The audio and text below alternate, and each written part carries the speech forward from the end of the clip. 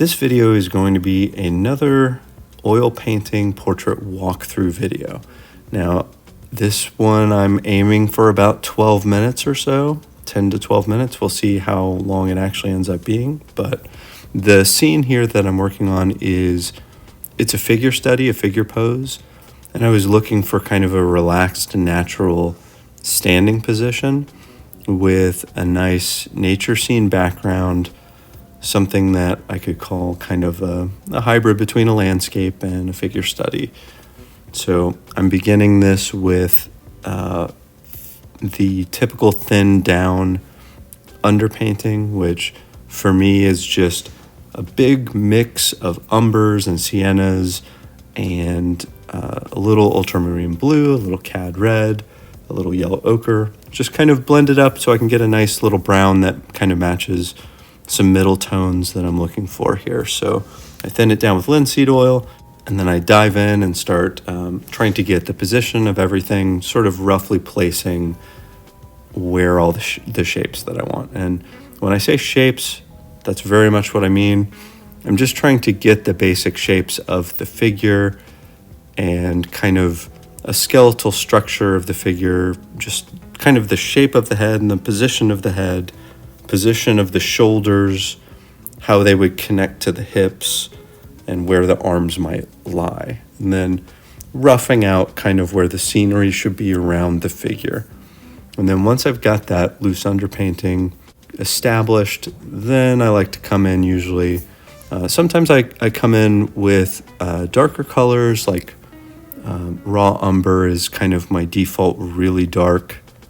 Sometimes I'll blend it a little with some ultramarine blue to try to get closer to a black. And a lot of times I'll come in and just sort of get those dark pieces in there. I don't always start with the dark though. Sometimes I try to find a middle tone in the person's skin as well, which could be a cadmium red mixed with a yellow ochre, kind of touched up with titanium white, or maybe a sienna if I need to go more towards a brown.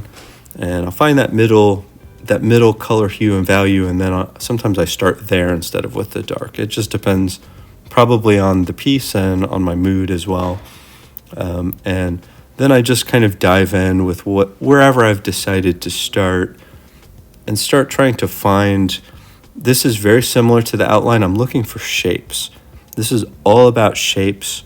So if I'm looking for where this kind of matched color should be, it's a block of something. It might be like a sort of a triangle or a kind of a rough little square type shape, or I'm just looking for those pieces. So I try to stay away from broad swaths of the same color.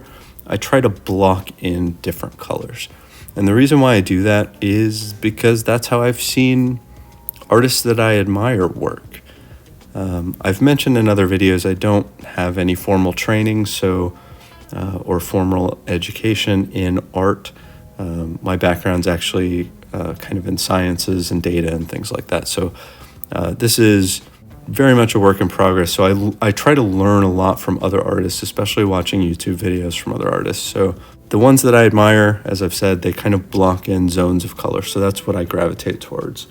Something that was important to me in this particular painting is I wanted this pose to be a very natural looking kind of bend to the posture, as if this person was standing there. So like not straight as a rod back, but kind of a tilt to it. I tried to achieve that through the way the clothes creases would go. Now, clothes are also, like so many things, are a work in progress for me, because I find that fabric is kind of difficult sometimes to render. It's taken some practice to get there, but I think in this one I was able to get the folds of the clothes to simulate the way the posture is in this subject. I consider that to be a success in this piece, and I think that worked okay. So looking more specifically now at the background, which is well underway in the piece on screen, this was actually really fun because I got to try some new colors that I have not used much. So through most of the last year or so that I've been painting, I have leaned heavily on ultramarine blue.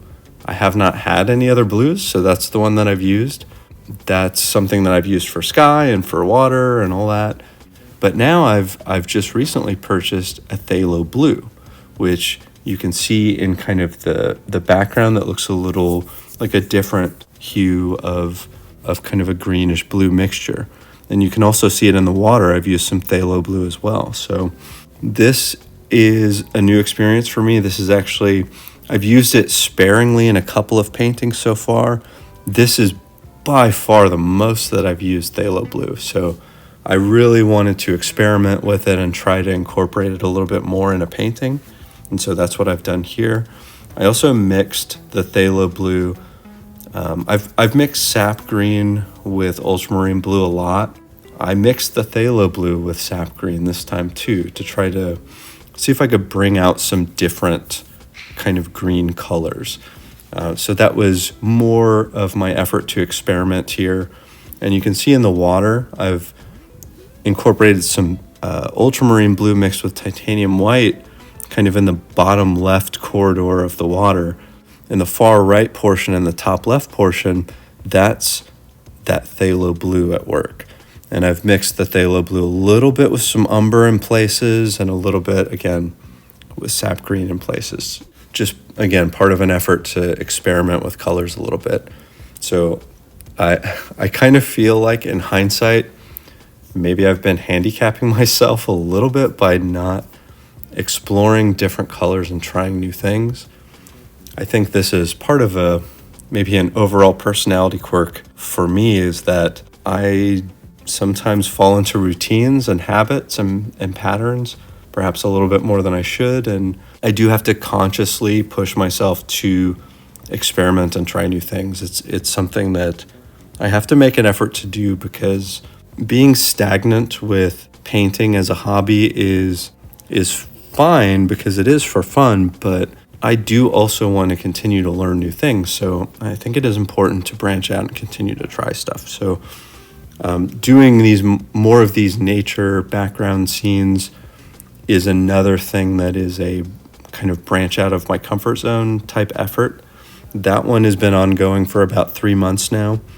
I got to the point where a lot of my portraits kind of had generic and basic backgrounds, and I thought that it was important to try to add some new stuff to it, try to get some nature into it. I have mentioned in many other videos also that I'm a fan of Bob Ross's Joy of Painting show. That has been a huge inspiration for me in terms of the accessibility of painting as a hobby. Bob Ross always said that anyone can paint. All you need to do is practice and put the time in and the effort in. So that's really resonated with me. So kind of as a way to give an homage to him is to incorporate some nature stuff in here, because that's what he always did. He always did those beautiful nature scenes. So I want to do that too. But really the thing that I love the most is portraits. I love painting people. It's my favorite thing. So naturally, if I'm going to do a nature scene, it's usually got to have a person in it as well. So that's combining those two things. So in this stage of the painting, I'm putting finishing touches on everything.